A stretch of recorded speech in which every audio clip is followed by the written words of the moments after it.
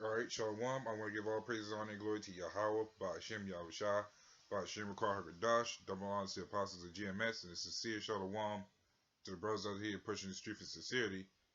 And I want to pretty much get into the topic about being wary of what you're around, or being more so more observant of what you're around, because believe it or not, and we a lot of us already know it, that there's demons left and right in this society.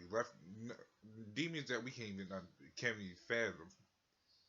And we all in being in this flesh, we always tend to fall short of something, or if not a lot of things, really, because we're constantly always going off. So when I go into this video, it's not to say that to always be. Well, technically we should always be cautious of everything that's going around, but not to overdo it. And not to be. I mean, we're supposed to be perfect, but we know we're not going to be perfect in this society. That's why we try to be perfect unto the Lord. And the reason I want to get into this is because there's, like I said, there's demons left and right in this society that we got to deal with. Demons hop on us left and right. Of course, we always praying to the Most High to pretty much keep us in the right balance, because we can't always we Slocky, we can't depend on just us solely. We that's why we put our 100% faith into Yahweh Bashim Yahushua. And to do so is to make sure we do the work, doing the things we gotta do, and try to do our best. Because when you walk around here, there's all sorts of type of demons that you can encounter. You won't even know it that they'll hop on you. But being in this world has really shown us, especially since a lot of us wasn't born into the truth, we can see that how we are now compared to how we was back then, coming when we wasn't in the truth. You see a big difference. Like you see, like you can think back on the things you was doing back then. You can still call yourself a demon, because all the stuff was worldly.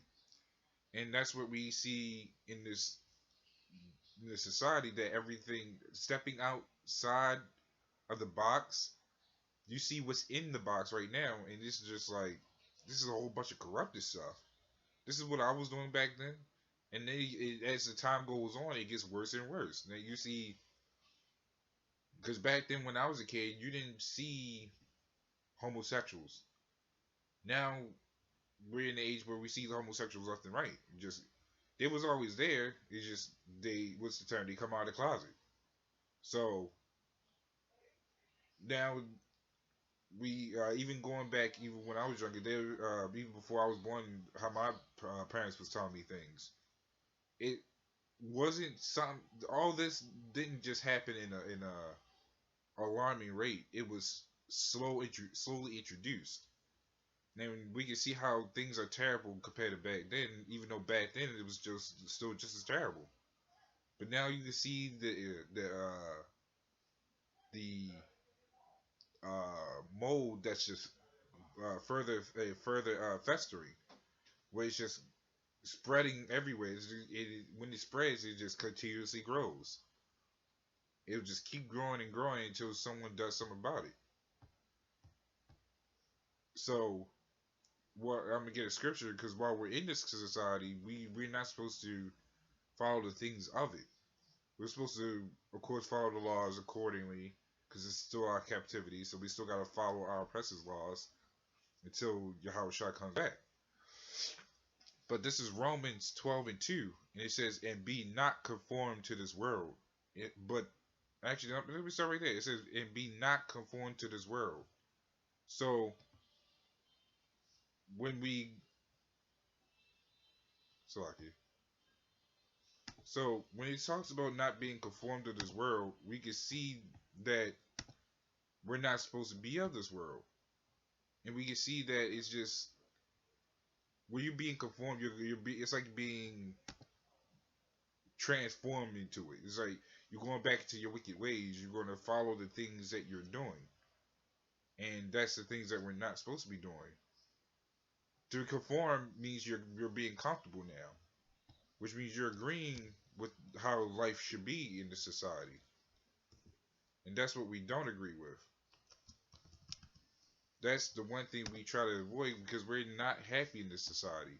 To say you're happy in the society it means you're happy being a slave, which means you're happy working for literally nothing, which means you're happy working in a disease infested place that has nothing but chemtrails and chemicals everywhere, sicknesses, diseases, killings left and right, so on and so forth. And then it just keeps going and going. So I got the definition for conform right here. Um, Give me a second. Um, oh,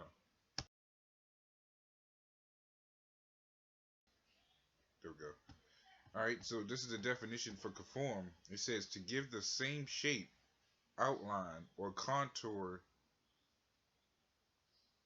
Oh, it just says contour as well.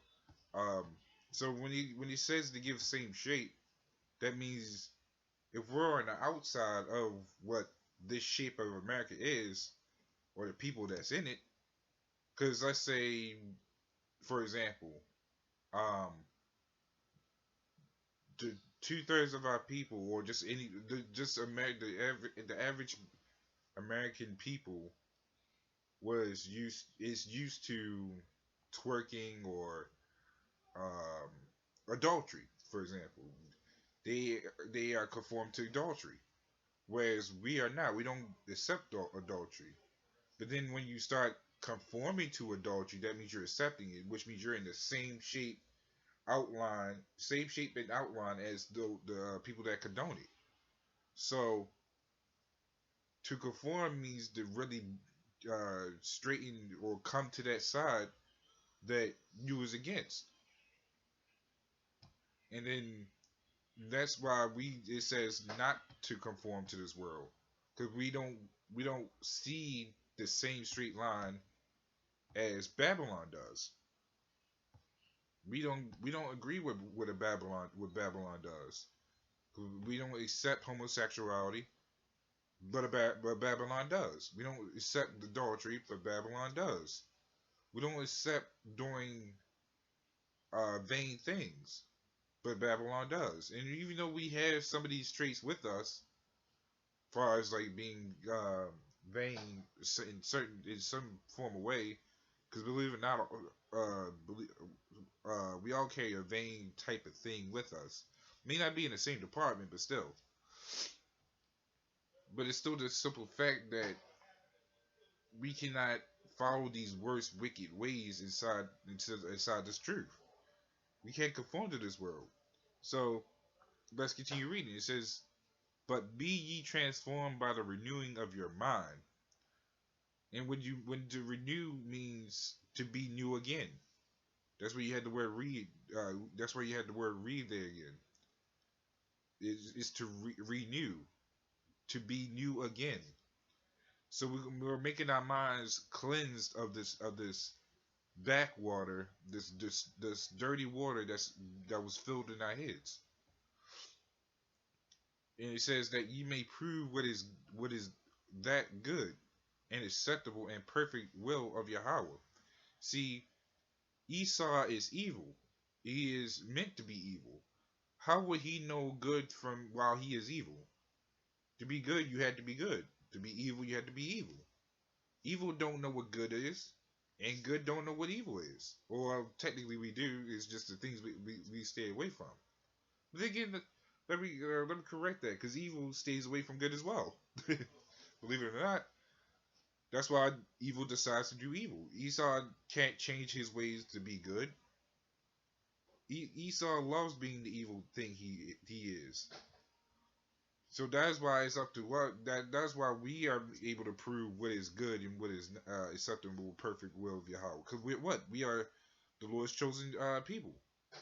Esau is not. So he can't tell us. what is good. For he follows the evil, wicked things he does. Everything that he puts in this society is completely backwards. It's completely opposite. And that's why when you look at our people, that's the way they are. They're completely backwards and opposite. Evil. Our people are definitely evil towards each other. What more do you expect them to be with us? And that's why not everybody. That's why this truth ain't meant for everybody. So when you read First John 2:15, it says, "Love not the world." Why? Because going back to the Romans 12:2, do not be conformed to the things of this world. When you love not the world, it means you don't love the things that these people do, which means you don't accept this way of life that's being forced upon you. And that's basically what this captivity is. You're being forced upon you. But we don't accept the homosexuality or the adultery that happens around here. It's nothing but madness. So when you read on, it says neither the things that are in the world. So the things that are in this world is nothing but foolishness, anyways. It's not something that we care for. It's something we hate. So when you see these people walking around, you see mostly demons. Correction, you do see demons, but and that's why we're out to wake up the elect, so we can wash this filth from them as well. And by we, I mean ultimately Yahweh Shah to wash the filth from them, because we was like that. We was walking in the ways of evil, but but coming in this truth, we come in the renewing of the mind. And that's why we got to wake up the elect, because they're sprinkled amongst this evil. And that's why we tell them not to love this world, because this world ain't gonna last. This whole corruption is gonna fall. It's not but nasty wickedness, wickedness that we don't want no part of. So I got my last scripture right here, and this is First Peter 5:8. It says, "Be sober, be vigilant, be vigilant, because your adversary, the devil, as a roaring lion, walketh about, seeking who he may devour." And that's why you see all these people. The devil ain't gonna come to you just automatically, just to say, "Oh, I want you to do this and that." No, he's gonna work among even through Esau. He's gonna work through these heathens. He's even gonna work through our people. And guess what? He's even gonna work with some of the people in our camps who may be evil. Cause you got 2/3, or I'm gonna tell you like it is. You got niggas everywhere. That's why you have people that's just unclean and foul. They have an unclean spirit, and that's why the Lord shifts who He wants out of the camp, so we don't fall victim to that mess. So when it says be sober and be vigilant, that means we gotta keep praying and be on the watch for these things that keep trying to get to us. And it says, because your adversary, the devil, as a roaring lion, and when it's a roaring lion, they're when they roar, they're angry about it. They're strong and ready to go at you.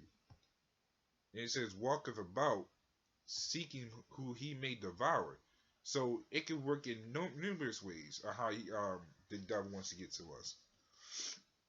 But that's why which Ephesians 6:11, it says, put on the whole armor of Yahweh, so you may be able to stand against the wiles of devils. That is what we are doing. We got to be being sober to put on the whole armor of Yahweh. We got to be on a watch for these things, because the devil can work through our people, work through people even around us.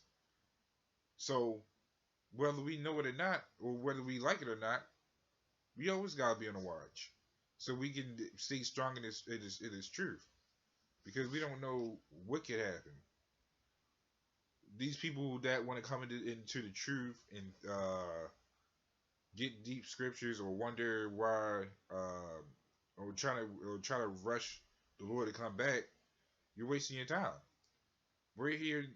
This whole test is basically about endurance to see who is his, to see the who are the faithful until the Lord comes back. Because we really look at it, we've been put in here to serve our captivity. For how long it does not say. That's why we stay true to the scriptures, to this truth. Because even the Lord doesn't even know what day He's coming back. So until then, this is an endurance game.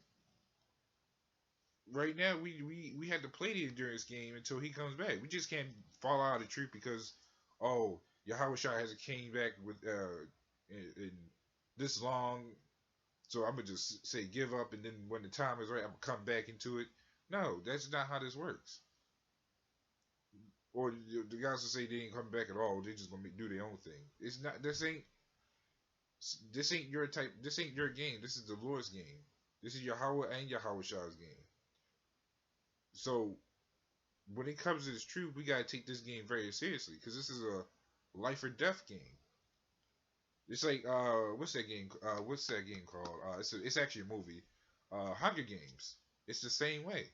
Even though we're not out killing each other, but but in this truth, we gotta have endurance. We gotta make sure we're the ones that come out in the first place in this truth. And by we, I mean we as a body, not just one of us just being the first to get beamed up. No, we're talking about all as a body, because this truth is very spiritual. So with that, I just want to say Shalom, death to Babylon, and I hope this video was edifying because we always gotta watch what's around us, what's going on, and make sure we're protected through the spirit of Yahweh Shem Shah. So with that, Shalom and death to Babylon.